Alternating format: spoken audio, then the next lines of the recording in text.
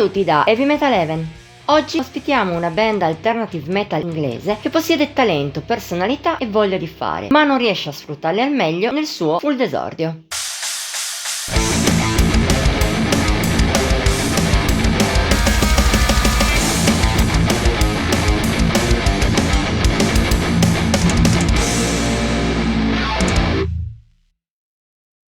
Chi ci segue già da un po' avrà almeno una vaga idea di quanto Heavy Metal Heaven sia un canale impegnato dal punto di vista sociale. Un impegno che per esempio ci ha portato, alla fine dello scorso anno, a occuparci di Smile, singolo dei Mallavora, il cui testo parlava dell'invalidazione e della discriminazione che le persone disabili subiscono nella nostra società. Inoltre avevamo apprezzato moltissimo anche le sonorità del brano. Per questo abbiamo accettato, quasi a scatola chiusa, di recensire What If Better Never Comes. Debutto su lunga distanza, uscito lo scorso 27 marzo, da un lato mantiene le promesse del singolo, sia sul piano dei testi che su quello musicale.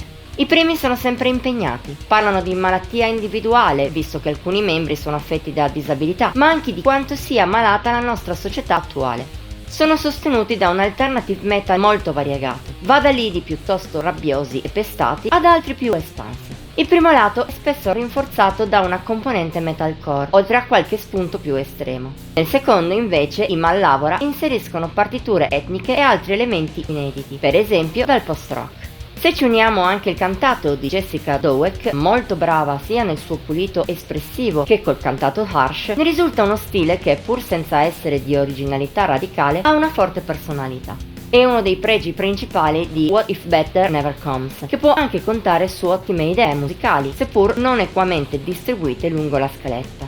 Sì, perché dall'altro lato, in questo frangente, gli inglesi non sempre riescono a fare la differenza. Parliamo di un lavoro a montagne russe. Pezzi buoni o persino eccellenti si alternano con altri anonimi e poco memorabili. Colpa in parte dell'eccessiva lunghezza del disco. Le sue 11 canzoni effettive, 13 contando anche 2 intermezzi, per quasi 50 minuti, lo rendono un po' dispersivo.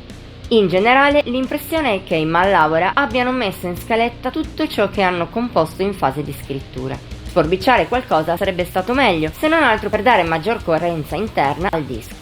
Al suo interno l'oscillamento riguarda non solo la qualità, ma anche lo stile. A volte, infatti, i britannici puntano solo sul lato più melodico, lasciando da parte quello aggressivo, il che a tratti ammoscia un po' What If Better Never Comes, e in generale lo lascia senza una direzione precisa. A metterci una pezza, per fortuna, ci sono brani di alto livello come la citata Smile. Rimane quella scheggia già apprezzata come singolo, tra passaggi aggressivi all'estremo e altri più melodici ma frustrati, infelici. È il picco del disco con Sick, altro singolo breve e spaccasassi, a parte qualche frazione più leggera, ma sempre grintosa, a tratti caotica. E ancora Waste possiede una bella pesantezza di gusto groove metal, anche nei momenti in cui Dowek si sposta verso il pulito. C'è però spazio anche per momenti più ariosi, malinconici, e per bei tratti dalle melodie orientaleggianti. Sulla calma punta anche Empty, una dolce power ballad sentita nella sua cupezza, con ritornelli catchy e momenti espansi con vago retrogusto post-rock. Infine, Host ha una natura sognante anche nei momenti più duri, ma il suo piatto forte sono le melodie rassegnate, che la arricchiscono molto.